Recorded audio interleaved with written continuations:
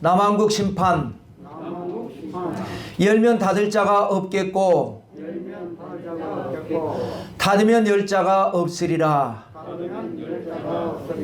이런 제목으로 말씀 나눌 때에 은혜가 되고 복이 되시기를 주님의 이름으로 축원합니다. 육육 도세 온세포, 이것이 바로 구약을 표현한 이사야서 전반부 내용을 5가지 주제로 분석해 본 것입니다. 처음 6장은 이사야 선지자가 소명받을 때 받았던 메시지가 되겠고요.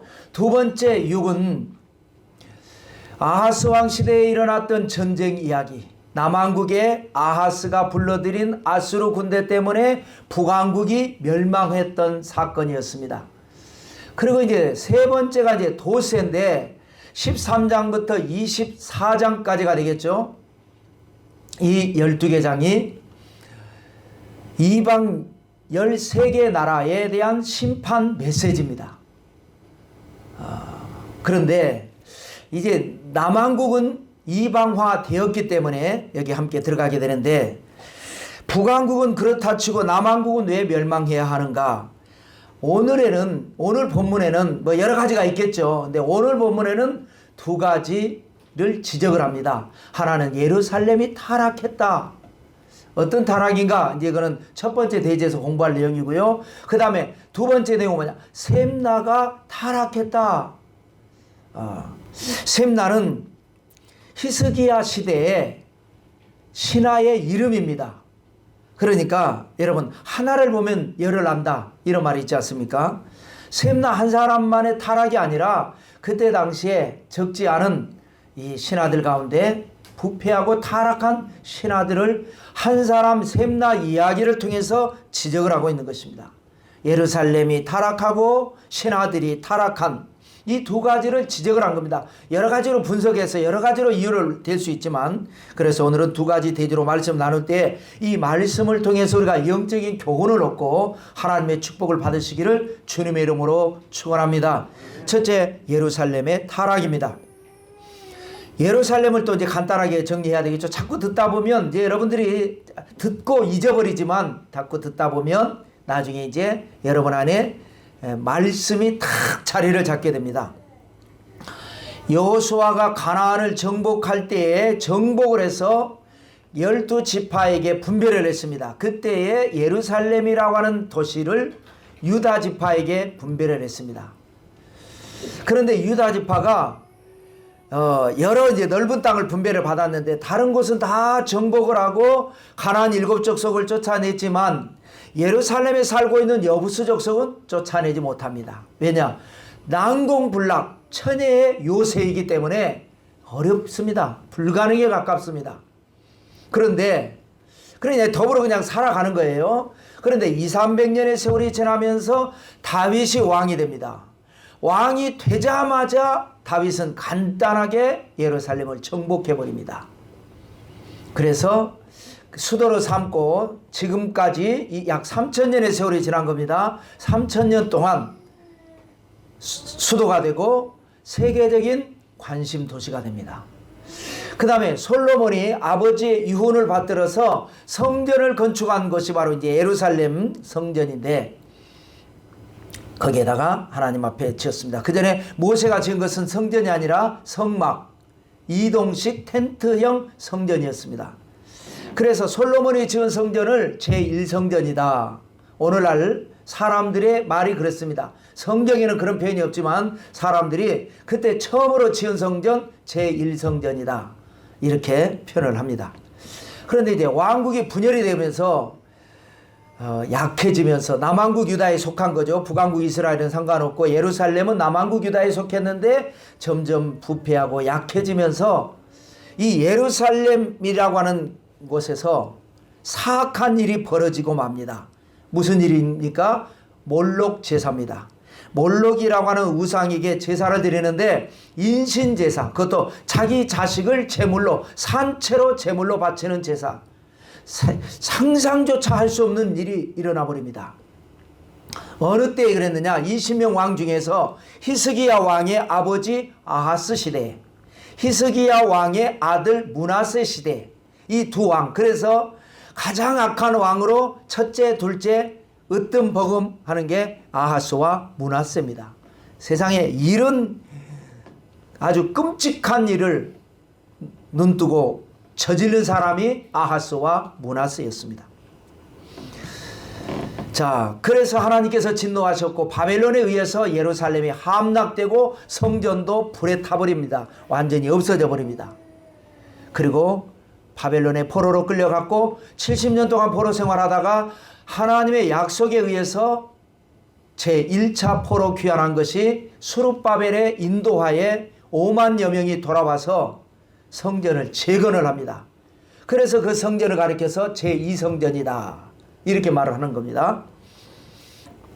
그런데 이제 세월이 지나면서 헬라가 정복을 하고 또 로마가 정복을 하면서 성전이 없어지지는 않지만 퇴락해버립니다. 이곳저곳 부서지고 그렇게 이제 약해지죠.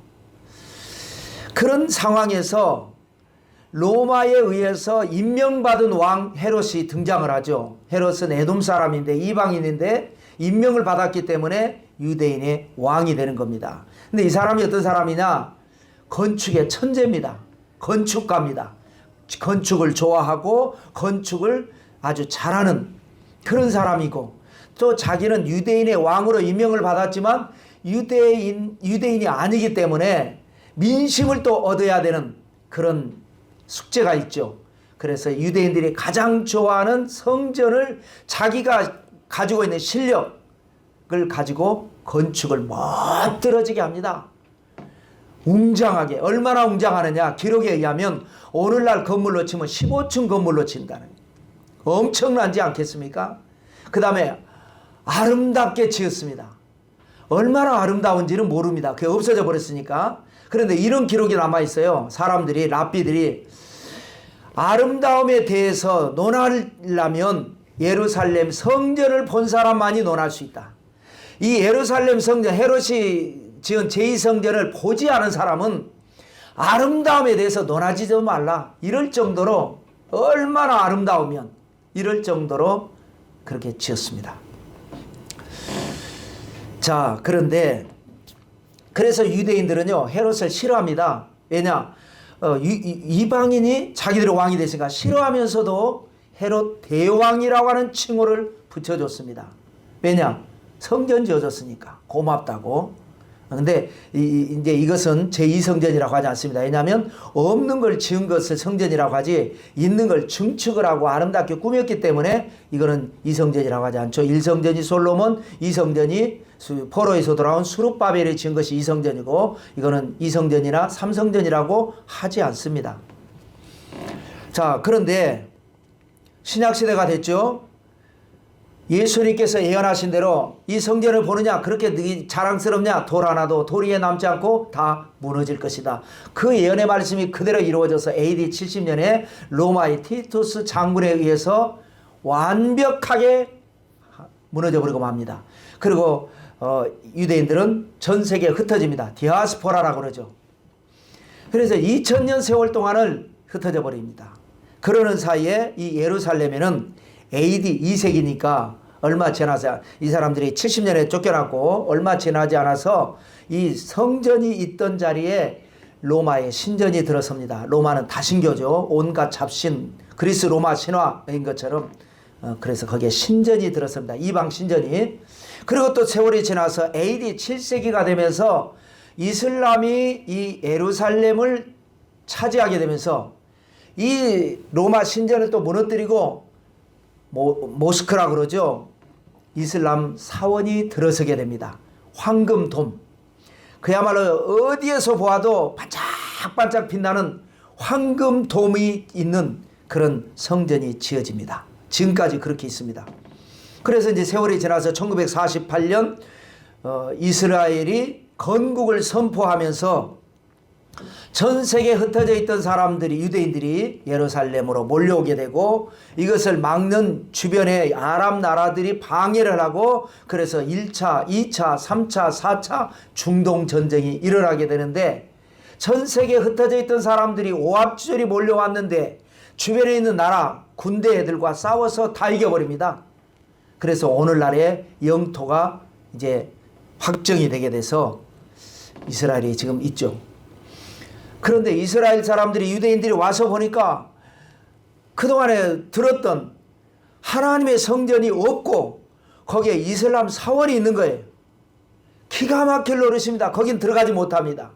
여기에 와서 살고 있던 팔레스타인 난민이 발생했죠. 그래서 팔레스타인 사람들을 쫓아내고 들어와서 사는 것까지는 전쟁에서 이겼는데, 이 성전을 건드리면 주변에 있는 모든 이 이슬람 국가들이 그야말로 세계 대전을 일으키기 때문에 이거는 못 건드립니다. 그래서 성전 밖에서 벽을 향해 울고 있어서 통곡의 벽이라고 하는 것입니다. 그런데 이 사람들은 이제 지금은 그렇지만 목표가 뭐냐? 반드시 이 성전을 허물고 모스크 사원을 허물고 성전을 지어야 되겠다. 그래, 아직은 짓지 않았지만 지으면 그것이 제3성전이 되는 것이고, 그 제3성전이 지어지면서 아마 세계 마지막 전쟁이 일어나지 않겠는가. 이렇게 이제 하는 것이 시오니즘이고 역사입니다. 자, 오늘 본문으로 이제 돌아와서 예루살렘의 타락에 대해서 하나님께서 슬픈 통곡을 하십니다. 4절과 5절만 읽겠습니다. 그러므로 내가 말하노니 돌이켜 나를 보지 말지어다. 나는 슬피 통곡하겠노라. 내 딸 백성이 패망하였으므로 말미암아 나를 위로하려고 힘쓰지 말지니라.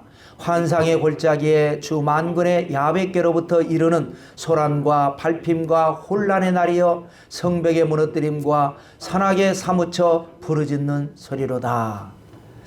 자, 이게 뭐라 그래요? 4절에 하나님이 나는 슬피 통곡하겠다라고 하는, 굉장히 강조하죠. 슬피 통곡하겠다. 그러면서 뭐라고 말씀하세요?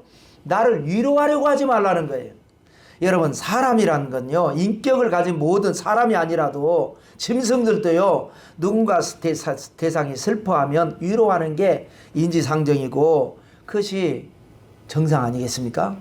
근데 하나님이 나는 이제 내가 슬피 통곡할 텐데 나 위로하려고 하지 마라. 이렇게 말씀하고 있는 거예요. 자, 근데 자세히 살펴보면 뭐라고 그럽니까?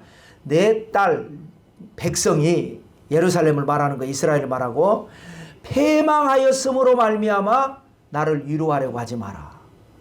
패망하였으므로 말미암아. 그러니까 여러분, 통곡의 이유가 뭐냐면, 하나님이 슬퍼하시는 이유가 뭐냐면 패망 때문에 슬퍼하는 게 아니에요. 왜 패망했어요? 이건 결과이지 않습니까? 원인이 있지 않습니까? 타락했기 때문에 패망한 겁니다. 그러니까 패망한 것 때문에 내가 슬퍼하는 게 아니다. 그러니까 너희들이 그것 때문에 위로하려고 하지 마라. 내가 슬퍼하는 건 뭐냐? 타락한 것을 슬퍼하는 거니까 너희들도 위로하려면 위로할 것도 없죠. 그러려면 너희들의 마음은 뭐냐? 타락에 초점을 맞춰라. 이 결과를 가지고. 여러분, 우리 뭐든지 원인이 있고 결과가 있습니다. 세상 살다 보면 성공도 있고 실패도 있습니다. 이건 뭐예요? 결과입니다. 우리가 돈을 벌 수도 있고, 돈을 또 어떻게 뭐 주식이나 뭐 이런 데 투자 잘못해 갖고 까먹을 수도 있고, 이건 결과예요. 그러죠? 원인이 뭐예요? 그럼 여러 가지 원인이 있겠죠. 예를 들면 성실하게 열심히 살았더니 내가 성공했다. 그러면 성공은 결과고, 그 성공의 원인이 뭐예요? 성실하게 열심히 산 것이 원인이에요. 그러니까 내가 성공한 것 갖고 기뻐하지 말라는 거예요. 내가 성실하게 사는 것 가지고 기뻐하라는 거죠. 그 원인을 기뻐하라는 거예요. 이 사람은요, 앞으로 불황이 다가와도 상관없어요. 또 이 사람은 뭘 해도 할 사람이에요. 성실하게 살면 인생이라는, 앞으로 세상이란 봄이 오고 여름이 오고 가을이 오고 겨울이 오고 밝았다가 어두워지고 그러듯이 이 변동은 오는 겁니다. 잘 되기도 하고 안 되기도 하는 겁니다. 안 돼도 성실하게 살다 보면 안 되는 때에 잘 버티고 또 잘 될 때에 또 성공하고 그러는 거니까 결과 가지고 연연하지 마라. 원인을 찾아보고 원인 때문에 성공을 했는데 이 성실하게 열심히 살아서 그랬다면 그거를 자부심을 가져라. 반대로 방탕했더니 방심했더니 실패했다. 실패한 것 때문에 슬퍼할 것 없다. 네 삶이 방탕한 삶, 방탕한 습관, 그것을 고치기 위해서 슬퍼하고 내가 왜 이랬지? 이제 앞으로는 그러지 말아야지. 이렇게 하라는 겁니다. 그런 메시지를 주기 위해서 내가 슬피 통곡할 텐데 나 위로하려고 하지 마라. 이렇게 말씀을 하시면서 유대인들의 어리석은 지혜를 지적을 합니다. 어리석은 지혜. 말이 됩니까? 어리석으면 어리석은 거고 지혜면 지혜지. 지혜가 어리석은 지혜. 여러분 그게 있을 수 있습니다. 어리석은 것 같으면서 지혜롭고 지혜로운 것 같으면서 어리석은 게 있는 겁니다. 이 세상에는. 그게 뭔지 한번 볼까요? 9절과 10절은 건너뛰고 11절 두 절을 읽겠습니다. 너희가 다윗성에 무너진 것이 많은 것도 보며 너희가 아랫못에 물도 모으며 너희가 또 옛못에 물을 위하여 두 성벽 사이에 저수지를 만들었느니라. 여기까지가 지혜입니다. 그 다음에 읽겠습니다. 그러나 너희가 이를 행하신 이를 앙망하지 아니하였고 이 일을 옛적부터 경영하신 이를 공경하지 아니하였느니라. 여기까지가 미련한 겁니다. 자, 지혜로운 걸 볼까요? 구절을 보면 너희가 다윗성에 무너진 것이 많은 걸 봤다 이거예요. 여러분 사람이 보고도 깨닫지 못하는 게 많은 거예요. 이 성이 있는데 살다가 보니까 여기저기 이제 고장난데 퇴락한 곳이 있어요. 그래 대부분 그냥 그렇게 살아왔기 때문에 방심하고 지나갑니다. 그래서 문제가 터질 때는 거기서 터지는 거예요. 우리가 뭐 노래방에서 무슨 동에 노래방에서 화재가 났습니다. 누가 몇 명 죽었습니다. 뭐 사고가 있었습니다. 뉴스 나면 반드시 뭐가 따라옵니까? 이게 안전하게 했는가? 보면은 안전하지 못한 부분이 있는데 그거를 방심하고 지나갔기 때문에 큰 사고가 나는 거예요. 철저하게 안전장치가 돼 있다면 불이란 뭐 사람이 부주의해서 날 수도 있는 거죠. 났는데 안전한 장치가 다 돼 있기 때문에 피해가 없이 잘 이겨내는 거죠. 근데 다윗 성이 무너졌는데 세월이 지나면 무너지는 거고 여기저기 막 퇴락하고 고장난 데가 있고 문이 부서진 데가 있고 그거를 볼 줄 아는 거예요. 보고 야야 여기 위에 아유 이거 고치는데 돈 많이 드는데 많이 들어도 나중에 어떤 적이 침략을 한다든지 전쟁이 나면 우리가 큰일 나니까 이건 고쳐야 돼. 이건 수리해야 돼. 이거는 야 이거 이대로 내버려 두면 위험하겠다. 사람이 여기 내려다보다가 추락하겠다. 이거는 보호청 장벽 쳐야 돼. 하면서 다윗성에 무너진 것이 많은 것을 보았다. 이게 지혜로운 거예요. 또 너희가 아랫못에 물도 모았다. 이것도 지혜로운 거예요. 아랫못이 뭐냐? 성은 높이 솟아있거든요. 예루살렘 성은. 성은 밑에를 보면 내려다보면요. 아래입니다. 거기에 뭐가 있냐? 기온 샘이 있습니다. 이 샘에 물을 내버려 두면 야 생각해봐. 만약에 전쟁이 일어나서 우리가 포위가 된다면 우리는 우리대로 버텨야 되고 포위한 적국도 적국대로 시간을 끌어서 먼저 지친 쪽이 지는데 저 밖에 물이 저렇게 철철 넘쳐나고 있으면 적에게 유리한 걸 주고 우리는 불리하니까 저 아랫못에 물을 우리가 끌어들여야 되겠다. 그래서 모은 겁니다. 11절에 너희가 또 옛못에 물을 위하여 두 성벽 사이에 저수지를 만들었느니라. 그래서 바깥에는 기온샘이고 안의 샘은 실로암 연못입니다. 그래서 아마 실로암 연못은 인공으로 만든 것 같아요. 만들어서 지하 수로를 파가지고 터널을 만들어가지고 밖에 있는 물을 끌어들여 버린 겁니다. 그래서 이거를 평상시에는 양쪽에 두고 문제가 생기면 이걸 차단을 해버리면 밖에는 끊어지고 안에만 가득 차는 이게 지혜로운 겁니다. 그래서 이거를 누가 했느냐? 히스기야 왕이 그렇게 한 겁니다. 다른 사람들은 아이고 이 지하 터널을 뚫으려면 그때 공법으로 이게 불가능합니다. 돈도 많이 들고 이거 엄청납니다. 그래도 해야 된다 해서 위기를 대비한 사람이 바로 히스기야입니다. 이게 지혜로운 겁니다. 그런데 문제가 뭐냐? 11절 중간 이하에 보니까 그러나 너희가 이를 행하신 이를 앙망하지 아니하였고 이 일을 옛적부터 경영하신 이를 공경하지 아니하였도다. 이게 누가 행했어요? 히스기야 행했어요. 히스기야가 어떻게 행했어요? 하나님을 잘 믿고 하나님께서 주시는 지혜로 이 일을 한 겁니다. 그러니까 히스기야를 닮고 히스기야가 믿는 하나님을 공경해야 되는데 그게 지혜인데 그를 하지 않았으니까 그것은 미련한 겁니다. 이걸 지적한 겁니다. 그것도 다름 아닌 아들이, 히스기야의 아들이 아버지가 했던 계획을 다 뒤집어 버리고 못된 짓을 했으니 참 히스기야가 통곡을 했을 겁니다. 하늘나라에 가서. 아버지도 악하고 아들도 악해요. 자, 그러면 이것이 이제 우리에게 지혜를 주는 것인데, 이러니까 이렇게 미련하니까 엉뚱한 짓을 하는 거예요. 무슨 엉뚱한 짓을 했습니까? 사악한 짓이라고 그랬죠. 자식을 제물로 드려서 우상 제사를 드려버린 사람이 오늘날에도 가끔 뉴스에 나오면 저 사람들이 왜 저랬지? 할 정도로 어리석은 짓을 해버립니다. 그래서 1절로 거슬러 올라가서 읽겠습니다. 이게 이제 죄인데요. 읽겠습니다. 환상의 골짜기에 관한 경고라. 내가 지붕에 올라가면 어찌함인고. 여러분, 우리가 뉴스에 가끔 보면 기자가 말을 이렇게 전할 때 너무 험한 말은요 전하지 못하지 않습니까? 그쪽에서 무슨 뭐 XX 새끼야 뭔 새끼야 죄송합니다 막 욕을 했는데 그걸 다 옮길 수 없잖아요. 그냥 XX라고 해야지. 너무 험한 말은 옮기기가 어렵습니다. 그러니까 환상의 골짜기라는 말이 뭐냐, 이곳에 와가지고 사람을 은밀하게, 골짜기니까 은밀하게 숨어 들어와가지고 우상 제사를 드리면서 자식을 제물로 드리면서 그러면서 환상을 본다라는 거예요. 그래서 응답을 받는다라는 거예요. 그래서 여기는 환상의 골짜기라고 하는 겁니다. 흰놈의 골짜기, 환상의 골짜기. 내가 지붕에 올라가면 드린 사람은 거기 내려가서 드리고 그걸 또 좋다고 구경한다고 지붕에 올라가서 그 구경하고 있는 그거를 지금 이렇게 지적을 한 겁니다. 14절 읽어볼까요? 읽겠습니다. 만군의 야훼께서 친히 내 귀에 들려 이르시되 진실로 이 죄악은 너희가 죽기까지 용서하지 못하리라 하셨느니라. 주 만군의 야훼의 말씀이니라.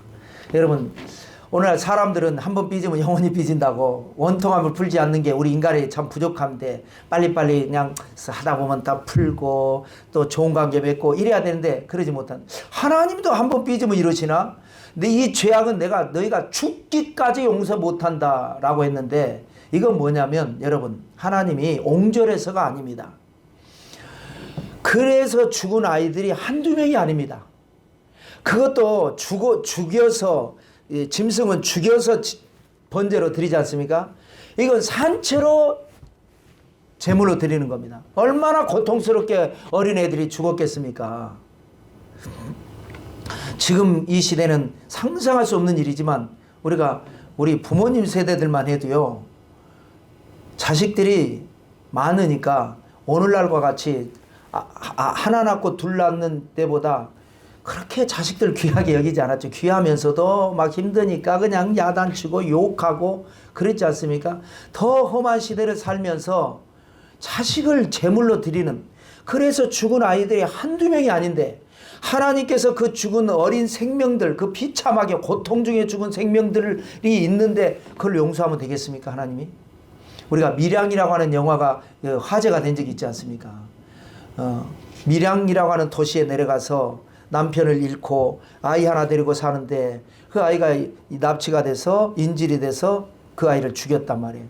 그런데 그 슬픔을 극복하고 교회에서 신앙생활하고 이기려고 하는데 말씀을 주어지는 게 온수를 사랑하라, 뭐 용서하라. 그래서 용서하려고 교도소를 찾아갔는데 그 살인범은 교도소 안에서 교회를 다니다 보니까 교회에서 예수님의 십자가에서 나 때문에 죽었는데 내 모든 죄를 용서했다고 그러니까 나는 용서받았다고 그러니 내가 용서 안 했는데 누가 용서했냐 말이에요. 상처를 받은 사람이 분명히 고통 중에 있는데 자기는 죄책감이 1도 없이 발 먹고 자고 있으니까 그것이 영화가 돼서 그것이 이제 우리에게 굉장한 메시지를 던져준 적이 있죠. 그래서 여러분, 우리가 신앙을 올바르게 알아야지. 구약 성경에 가면 뭐가 있어요? 화목제가 있고 속죄제가 있고 속건제가 있습니다. 하나님 앞에 용서받았다고 되는 게 아니고 나 때문에 손해를 보고 나 때문에 상처를 받은 사람에게 풀어야 할 것은 풀어야 된다는 거예요. 그 하나님께서 그런 상처를 당한 죽임을 당한 영혼들이 있기 때문에 그 영혼들 때문에 용서를 말을 하지 않은 거죠. 너희가 죽기까지 용서하지 못하려. 이거는 그만큼 무서운 죄다라는 것을 말씀을 하신 것입니다. 그래서 예루살렘이 함락되는 거의 하나의 이유가 되고, 두 번째로는 셈나의 타락입니다. 자, 셈나는 성경에 딱 9번 언급된 건데요. 언급된 사람 이름인데, 오늘 본문만 빼고 나머지 8번이 꼭 세 사람의 이름이 같이 등장합니다. 엘리야김, 그 순서가 꼭 똑같아요. 엘리야김, 셈나, 요아, 이 세 사람인데, 이 세 사람이 누구냐? 히스기야 왕의 신하들입니다. 히스기야 왕 시대에 아수르의 사네립이 북왕국도 멸망시키고 아람도 멸망시키고 이제 남왕국을 멸망시키려고 포위했을 때, 그때에 히스기야 왕이 임명한 협상단 대표 세 사람입니다. 그래서 히스기야 왕의 말씀을 잘 듣고 아수르 왕을 찾아가서 협상을 하는, 왔다 갔다 했던 사람들이 이 세 사람입니다. 자, 그런데 이 히스기야의 목적은 뭐겠어요? 이 사람은 철저한 개혁신앙을 가진 사람이니까 하나님의 은혜를 구하는 겁니다. 하나님의 뜻이 어디 있는가를 구하는 겁니다. 나중에 예레미야 시대에 가면 예루살렘이 멸망이 하나님의 뜻이다. 바벨론에 가면은 거기에 다 피난처가 있고 다 알겠다. 그러면 망하는 게 뜻이라면 망하는 거죠. 그러니까 히스기야는 하나님의 뜻을 구하는 거예요. 하나님의 뜻이 어디 있는가? 그래서 이사야 선지자를 불러서 같이 기도하고, 그러는 사이에 일단은 시간을 벌어라. 그래서 세 사람을 보낸 겁니다. 그래서 이 사람들은 가서 시간을 벌어서 타협을 할 수 있으면 하고, 시간을 벌 수 있으면 벌고, 그래서 어떻게 해서든지 이 난국을 극복하기 위해서 보냈는데, 자, 이런 상황에서 이 협상으로 문제가 해결이 돼서 전쟁이 끝난 게 아니지 않습니까? 시간을 벌고 있는 중에 이사야가 기도하고 히스기야가 기도하고 하나님 앞에 간절히 매달리니까 하나님의 뜻이 망하란 망하겠습니다. 그런데 아니면 하나님이 우리에게 은혜를 주십시오 했더니 하나님이 감동하셔가지고 아수르 진영에서 반란이 일어나게 하셔가지고 자기들끼리 치고받고 싸우다가 18만 5천 명이 죽고 아수르 왕 사네립은 도망가서 자기 신전에 들어가니까 성경에 기록한 바에 의하면 자기 몸에서 난 자식들이 들어가 죽여버렸어요. 그래서 성경에는 여기까지지만 나중에 비문을 해독을 해보니까 여기 올 때에 세자 책봉을 막내 에사라돈한테 했기 때문에 세자가 자격이 1순위, 2순위가 된 형들이 여기 와서 반란을 일으킨 것이다. 그렇게 나옵니다. 자, 그래서 어찌됐건 협상으로 해결이 됐건 하나님의 기적으로 해결이 됐건 기적이 해결이 됐지 않습니까? 해결이 됐으면 이제 감사하고 이제 축하하고 뭐 잔치하고 행복한 일만 남았는데, 그때에 하나님이 이사야에게 이 말씀을 하십니다. 16절 읽어볼까요? 15절입니다. 15절 읽겠습니다. 주 만군의 야훼께서 이르시되 너는 가서 그 국고를 맡고 왕국 맡은 자 셈나를 보고 이르기를. 이사야도 몰라요. 모릅니다. 사람인데 뭐 다 압니까? 모르는데 하나님은 아시잖아요. 그래서 이렇게 좋은 일이 있을 때 야, 셈나한테 가서 이 말을 해라 하고 말씀을 주시는데, 이 셈나에 대해서 뭐라고 그럽니까? 국고를 맡고 왕궁을 맡은 자 셈나라고 그랬습니다. 그러니까 굉장히 히스기야 왕의 총애를 받고 권력을 가진 사람이 셈나입니다. 자, 셈나의 죄를 지적을 하는데요. 16절입니다. 읽겠습니다. 내가 여기와 무슨 관계가 있느냐? 여기에 누가 있기에 여기서 너를 위하여 묘실을 팠느냐? 높은 곳에 자기를 위하여 묘실을 팠고 반석에 자기를 위하여 처소를 쪼아 내었도다.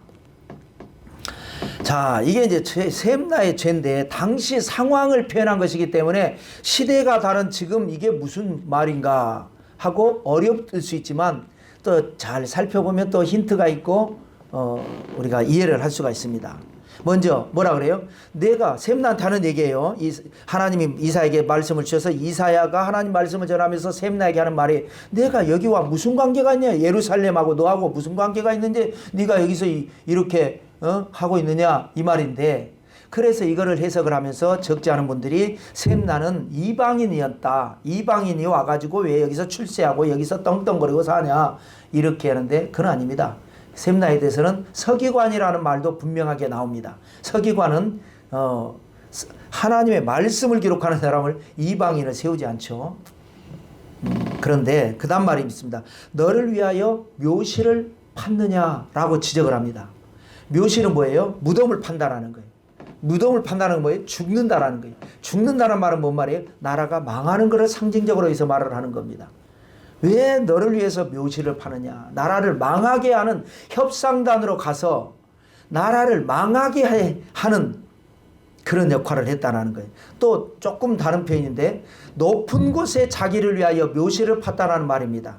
그러니까 묘실을 파기는 팠지만 높은 곳에 팠다. 그러니까 자기 살, 나라는 망해도 자기 살 국리는 했다. 과거에 우리 일제강점기 때 을사오적 해서 친일파 신하들 어차피 조선이란 나라는 무능하고 부패하고 일본이 안 먹으면 중국이 먹고 중국이 안 먹으면 러시아가 먹고 어딘가 먹을 수밖에 없어. 그러므로 그냥 일본한테 딱 붙어가지고 우리 살기를 도모해야지 이런 뜻이었겠죠. 그래서 이 친일파들은 나라를 일본한테 넘겨주는데 협조를 하면서 그 대가로 무언가를 받은 겁니다. 그러니까 바로 이 셈나가 세 명의 대표 중에서 이 셈나는 가서 이 사람들은 빨리 함락시키기를 원하죠. 아수르 사람들은. 이거를 협조해주는 대가로 자기에게 어떤 일종의 그런 밀약을 맺은 겁니다. 또 이런 표현이 있죠. 끝부분에 보면 자기를 위하여 처소를 쪼아내었도다. 자기를 위하여 처소를, 나라를 쪼아내버렸다. 개인을 위해서 나라를 무너지게 해버렸다.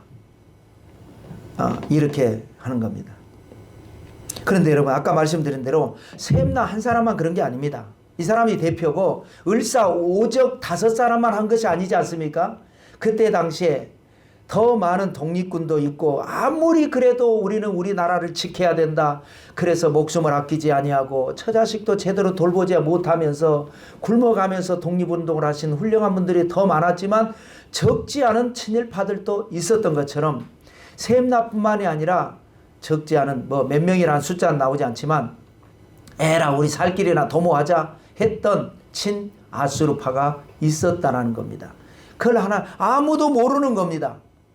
그런데 하나님이 이사야에게 지적을 해서 셈나를 가서 이 말을 해라.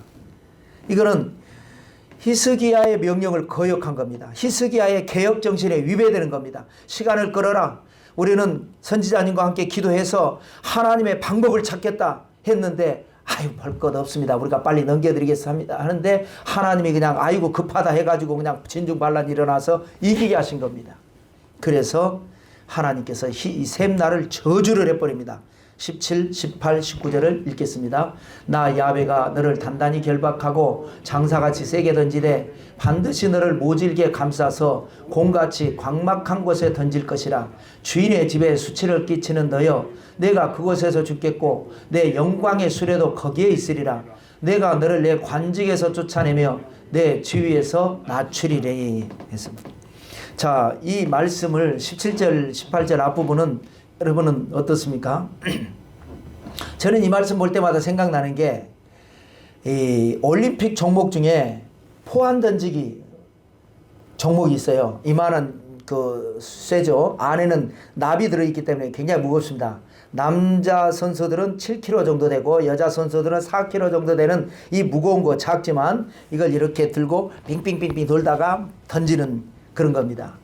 고대 올림픽 때는 없었지만 근대 올림픽이 시작되는 1회 때 아테네 올림픽 첫 시작할 때부터 있었던 종목이고 이번 도쿄 올림픽에도 있었습니다. 이번 도쿄 올림픽 금메달은 미국의 크라우제라고 하는 선수가 이거 공을 던져가지고 23m 30cm까지 던져가지고 금메달을 딴 선수입니다. 그러니까 이 셈나를 아주 그냥 꽉꽉 가지고 그냥 뭉쳐가지고 공같이 만들어가지고 공같이 광막한 곳에 그냥 멀리 던져버린다. 그런 그곳에 내 영광의 수레도 거기 수레라는 걸 끌어줘야 되는데 네가 여기서 받은 뇌물 여기에서 받았던 부귀영화 거기 가서 아무 소용없는 그렇게 해서 심판을 하겠다라고 하나님 말씀을 하십니다. 그러면서 뭐라 그럽니까? 18절 끝부분에 주인의 집에 수치를 끼치는 너여라고 정죄를 해버립니다. 백과 사전에 영원히 등재되는 것보다 더 영원한 하나님의 말씀으로 너는 어떤 사람이냐? 주인의 집에 수치를 끼치는 자다. 히스기야는 하나님의 뜻을 구하는 사람이었습니다. 그 하나님의 뜻을 알 때까지 선지자가 기도해서 응답받을 때까지 시간을 끌으라 그랬는데 볼 거 없습니다. 아유 그냥 빨리 우리를 위해서 자손들을 위해서 넘겨줄 테니까 나한테 뭐 주겠습니까? 이러고 있었기 때문에 하나님께서 이런 심판을 하면서 19절에는 너를 관직에서 쫓아내고 내 지위에서 낮춰버릴 것이다 라고 하는 것인데 이게 축복의 촛대입니다. 그동안에 왕궁을 맡고 그리고 금고를 맡았던 이 권세를 다른 사람에게 이 촛대가 옮겨지는데 그것이 바로 20절, 21절, 22절 읽겠습니다. 그날에 내가 힐기야의 아들 내 종 엘리야김을 불러 내 옷을 그에게 입히며 내 띠를 그에게 띄워 힘있게 하고 내 정권을 그의 손에 맡기리니 그가 예루살렘 주민과 유다의 집의 아버지가 될 것이며 내가 또 다윗의 집의 열쇠를 그의 어깨에 두리니 그가 열면 닫을 자가 없겠고 닫으면 열 자가 없으리라. 그래서 이 세 사람 이름이 항상 같이 등장했다 그랬죠. 엘리야김, 그 다음에 셈나, 요아. 그러니까 세 사람이 대표인데 이 중에서 엘리야김 같은 사람은 히스기야 말을 그대로 듣고 그대로 가서 시간을 끌면서 네 그래야죠 하면서 시간 끌었던 사람이고 이 셈나는 옆에 동료들한테 눈치 안 채면서 몰래 빨리 넘겨줄 테니까 빨리 들어오십시오. 아유 우리도 피곤하고 그쪽도 피곤하시죠. 아유 어차피 이거 무너지게 생겼는데 빨리 무너져서 서로 살아야죠. 이렇게 한 겁니다. 그러니까 너의 옷을 벗겨서 엘리야김에게 입혀줄 것이고 너의 권세를 엘리야김에게 줄 것이다. 이렇게 엘리야김은 나중에 18대 남왕국 유다의 18대 임금의 이름하고 같습니다. 사람은 다르죠. 동명이인이라고 하는 겁니다. 그때 당시에 흔한 이름이 엘리야김이니까. 자, 그러니까 여기에서 이제 뭐냐? 셈나의 축복의 촛대가 엘리야김에게 옮겨져 버린 겁니다. 그리고 그러면서 추가하기를 22절에 다윗의 집의 열쇠, 하나님께서 다윗에게 특별한 은혜 주셨지 않습니까? 다윗이 말한 대로 생각한 대로 다 이루어지는 그거를 내 어깨에 내 책임 내 직분에 엘리야김에게 너 줄 테니까 네가 열면 닫을 자가 없고 네가 닫으면 열 자가 없을 것이다. 그래서 여러분 우리 교회와 우리 성도님들이 이런 축복을 받아 누리게 되시기를 주님의 이름으로 축원합니다. 이게 뭡니까? 비결이 뭡니까? 어려울 때의 그 어려움을 믿음으로 극복하면 이런 기적이 일어난다는 거예요. 어려울 때 타협하면 어떻게 되냐? 계속 마귀에게 끌려가는 겁니다. 어려울 때는 어차피 어려워요. 이판사판입니다. 그냥 하나님 바라보고 죽으면 죽으리라고 그냥 있으면 반드시 하나님은 살아계시기 때문에 그 어려울 때를 믿음으로 이긴 사람에게 깜짝 놀랄 기적이 일어나게 하시고 축복의 촛대를 옮겨버리시고 다윗집의 열쇠를 주셔가지고 그 사람이 가는 곳마다 열리는 거예요. 남들이 하면 안 되는데 그 사람이 가면 되는 거예요. 이게 다윗도 그 고생할 때에 믿음으로 이겨냈잖아요. 그런데 이제 제가 목회하면서 느낀 겁니다. 우리가 오해하지 말아야 될 부분이 이건 지금 하나님을 거역한 사람이잖아요. 셈나는. 그 사람 걸 뺏어서 하나님의 말씀에 순종한 그렇다고 해서 뭐 크게 잘한 거 없습니다. 그냥 시간만 끌은 것밖에 하라는 대로만 한 겁니다. 이 사람에게 준 겁니다. 촛대라는 게. 그런데 이제 우리가 잘못 오해하면 교회에서 신앙생활 하면서 우리는 다 하나님 안에 있는 사람입니다. 교회 안에 있는 사람들은. 그런데 우리끼리 저 사람의 촛대를 내가 차지해야 되겠다. 이런 경우가 있더라고요. 제가 목회를 하다 보니까. 그러면은 안 되겠다라는 생각에 혹시 오해가 될까봐 이 말씀을 덧붙이는 겁니다. 우리는 하나님의 축복은 무한하기 때문에 내가 감당 못할 만큼 축복을 받아도 나만 받는 게 아니라 이 집사도 받고 박 집사도 받고 김 집사도 받아도 그래도 넘쳐나는 게 하나님의 축복입니다. 아, 저 사람 받으면 내 받을 게 없다. 이거 없습니다. 우리는 다 같이 잘 돼야 됩니다. 근데 세상은 안 그렇죠. 세상은 저놈을 무너뜨려야 내가 올라가지. 안 그러면 안 되는 거예요. 그러니까 세상은 그래서 이전투하고 싸우는 건데 교회는 그게 아닙니다. 그냥 이제 우리가 에서와 야곱이 쌍둥이인데 에서의 축복을 야곱이 가로채 가지고 싸우고 이런 말씀을 자꾸 이렇게 하다 보니까 이거는 에서와 야곱은 뭐냐? 에서도 엄청 축복 받았어요. 근데 에서가 메시아에 대한 축복에서 벗어났지 나머지는 축복 엄청 받았습니다. 그러니까 그거를 오해를 해서 신앙생활하면서 하다못해 말이죠. 교회 다니면서 이런 쪽에 이제 그 잘못 피를 꽂혀버리면 버스를 타도 쎄치게 버립니다. 그냥 신앙이 들어서 교양 있게 은혜롭게 버스 타는 게 아니라 버스를 타도 왜 이 사람 촛대보다 내 촛대가 앞서야 된다. 매사에 공격적이고 이런 은혜로운 모습이 아니라 싸우고 내가 이제 목회를 해보면 어떤 그 감투 때문에 싸우고 직분 때문에 싸우고 뭐 별것 아닌 것 같고 회의하다가 싸우고 그렇게 되더라고요. 누군가가 교회에서 책임을 맡고 봉사를 하면 나머지 사람들은 아 잘한다고 밀어주고 기도해주고 좀 모자라도 부족해도 칭찬해주고 그럼 영원히 하지 않습니다. 세월이 지나다 보면 또 누군가가 하게 되면 또 아유 잘한다 그러고 못한 거 있으면 또 덮어주고 또 더 잘하라 그러고 그러면 교회는 은혜스러운 교회가 되고 그런 교회는 부흥하는 교회가 되는데 아멘이죠? 할렐루야. 아까 2부 때는 아멘 안 하시더라고. 그런데 이 오해를 하면 왜 저 사람이 저거 하냐 이거예요. 내가 해야지. 이게 이제 마귀가 주면은 계속 교회 열심히 봉사하는 사람을 긁습니다. 그러면서 이제 열심히 한 사람 순으로 상처받는 거예요. 교회는 열심히 한 순으로 상처받고 에이 그럼 나 그만둘래. 그러면 이제 누군가 하죠. 그럼 또 공격하면 이 두 번째 상처, 두 번째 열심으로 한 사람이 두 번째 상처받고 그리고 또 누군가 하면 또 그 사람 공격하면 또 상처받고 이게 부흥 안 되는 교회, 은혜 안 되는 교회의 모습입니다. 우리는 누가 뭘 하면 야 이거 잘한다 그러고 우리 집은 그러잖아요. 밖에 나가서는요 조금만 못하면 그럽니다. 근데 집에서 우리 손주가 뭘 한다 그러고 뭐 똥 싸도 이쁘잖아요.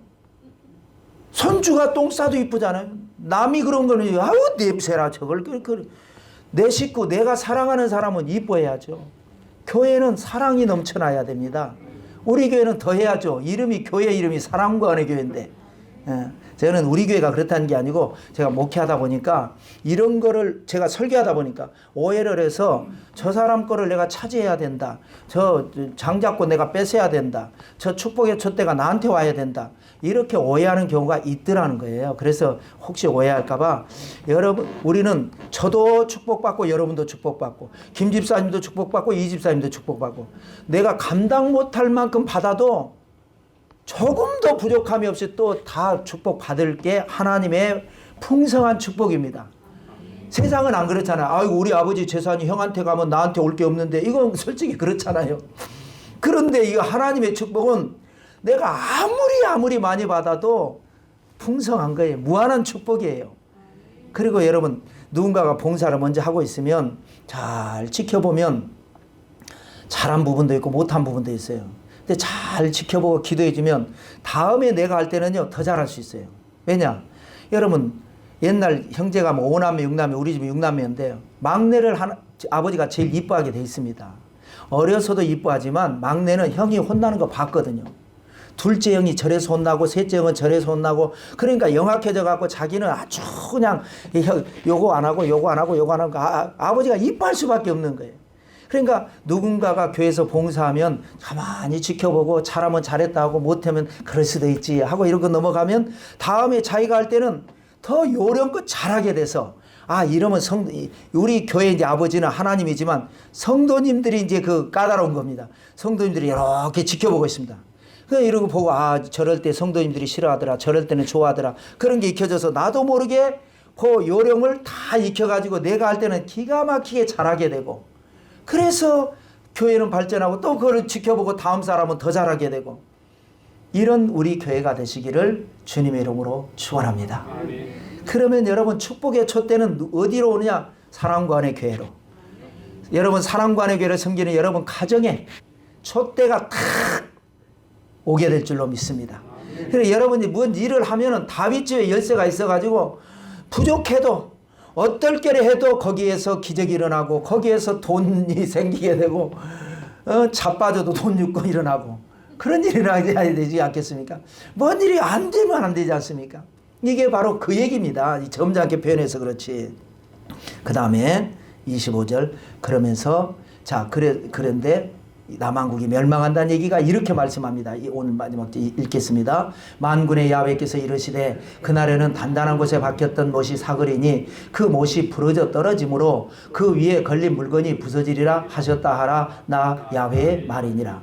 이게 무슨 말이냐면 아까 엘리야김이 셈나의 축복을 받아버렸잖아요. 대신 그래서 이 사람이 어떤 사람이 되냐, 못과 같은 사람이 된단 말이에요. 그래서 못을 딱 박으면 거기에 무거운 거 걸잖아요. 이 사람이 축복을 받으니까 이 사람 중심으로 모든 것이 결정되고 그래서 탄탄하게 이 사람뿐만 아니라 히스기야라고 하는 못, 이사야 선지자라고 하는 못, 이렇게 훌륭한 믿음을 가진 그 신하 엘리야김과 같은 사람의 못, 이런 사람들이 다 포진해 있으니까 이 나라가 탄탄하게 간 겁니다.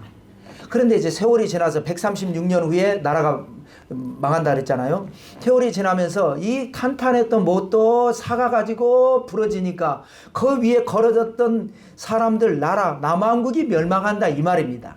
남한국도 그래서 결국은 세월이 지나면서 멸망한다. 그것이 136년이라고 하는 세월 동안 이 히스기야가 탁 쌓아놨던 그 토대 위에 나라가 발전을 했지만 그 아들 므낫세가 타락해버리고 점점 약해지니까 그래도 하나님께서 히스기야가 했던 그 개혁, 이사야가 했던 기도를 잊지 않고 그리고 엘리야김이 했던 그 충성 잊지 않고 그 100년이 넘도록 지켜줬는데 세월이 지나니까 점점 그 못이 사가가지고 뚝뚝뚝뚝뚝뚝 떨어지고 무너지고 그래서 결국은 나라가 망하게 될 것이다 라고 하는 예언의 말씀 통해서 여러분 우리는 기적의 주인공이 되시기를 바랍니다. 하나님이 우리와 함께 하십니다. 엘리야김의 그런 믿음, 히스기야의 개혁, 이사야의 기도의 능력으로 우리가 이사야 공부를 마칠 때쯤에는 여러분 모두가 기적의 주인공들 다 되시기를 성부와 성자와 성령의 이름으로 축원합니다.